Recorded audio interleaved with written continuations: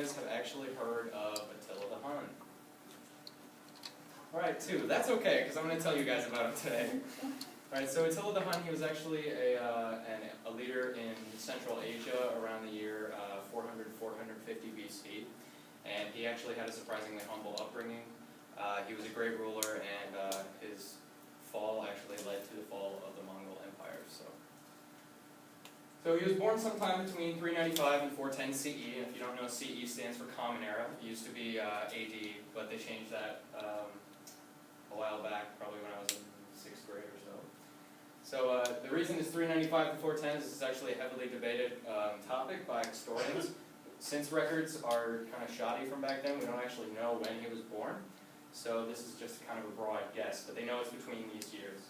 He was born to Mudzuk, which that's his father's name, and an unknown mother. And since his mother is unknown, it's actually not very uncommon for rulers back then to take multiple wives. I'm sure you guys know that. You're familiar with the concept. So his mother is actually unknown. And surprisingly, he lived a very lavish lifestyle. He was born into royalty. And this is actually very astonishing for a lot of people because Huns are actually associated with barbarians.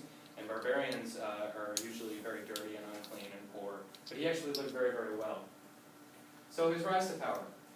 He gained joint control of the Hunnish Empire in the year 434 CE when his uncle Ruga actually died.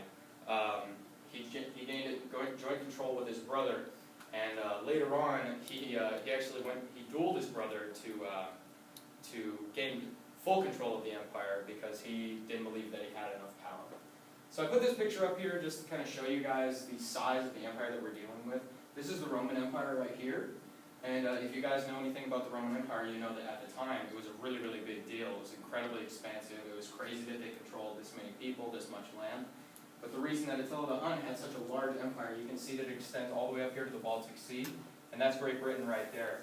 This is most of Western Europe right here. He controlled a very large area due to the fact that there were a lot of Hunnish tribes actually stationed here, here, here, and here. And so what he kind of did was he was the binding glue for this empire, really. He kind of connected everybody together. And at that point, he had a massive army. And since he was able to do that, he was really able to basically annihilate anybody that tried to battle him. So he ruled from the years 434 to 453 CE in the year of his death. He led a lot of campaigns against the Roman Empire. If we go back to here, this is actually the campaign lines. He came very far into Italy. He went into Gaul and actually took a very large portion of this area. But he wasn't really after land. He obviously had enough of that. He was mostly just after money and power. So, like I said, he led very, very many campaigns against the Roman Empire, but was never actually able to take the city of Rome. Like I said, he wasn't really after land. He was mostly after money. So one of the tactics he used was archers on horseback. And you guys have to remember that the ballista, which is a very big cannon that shot very big archer bows, or arrows, excuse me, it took several people to man. It actually didn't even get invented until around the year 1100 CE. So archers on horseback was revolutionary for this time period. It was a really, really big deal. It was incredibly effective because you have to think, if you have a very large amount of men all coming at you on horseback, and they're all shooting arrows at you at the same time, a stationary unit of archers can only do so much damage before those guys get in there with swords too. So this was a really, really revolutionary idea. The Great Wall of China was actually built to keep out Attila the Hun's advances, and I thought this was really cool because the Great Wall of China is still around today, and that's kind of crazy to think that somebody who basically was just like, I think I'm going to destroy the entire Eastern Asia. Something was built to prevent that. So I put this picture in this PowerPoint to kind of show you how brutal this could be, because like I said, you can do a lot with swords, but even if you're attacking people with swords, or with spears, excuse me, they're going to come in here with whips, bows and arrows, swords. This is a very effective battle tactic. And this is supposed to be Attila the Hun right here, but since it was so long ago, there were no actual paintings of him recovered, or there's no actual way to tell what he looks like. The only thing that we have to go off of was a description done by his servant that said that he was relatively short, but he had incredibly broad shoulders and Asian features, and we know that because he's from Central Asia. So his death. He actually died in the year 453 CE at the height of his empire. Right about this time, Rome was giving him 2,000 pounds of gold annually to not destroy their empire.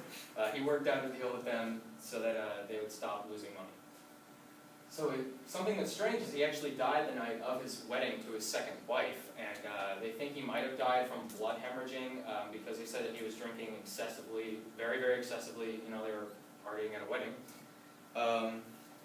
And like I said, it's actually kind of strange because there's actually a lot of theorization that his first wife killed him in his sleep, and then his PR team cleaned up to try and maintain Attila the Hun's image. But all that we know for sure was an account written by his servant that says that they were awoken to the screams of his second wife, and they went in, and Attila was choking on his own blood, and he died very gruesomely. Unfortunately, his death was rather lackluster compared to some of the rulers in this time. As you know, Caesar was brutally murdered on the steps of the Capitol. But after this, the Mongol Empire fell apart. Like I said earlier, he was the glue that kind of held this empire together and really united everybody. And unfortunately, this was the last we ever saw of the great conquerors of the Mongol Empire.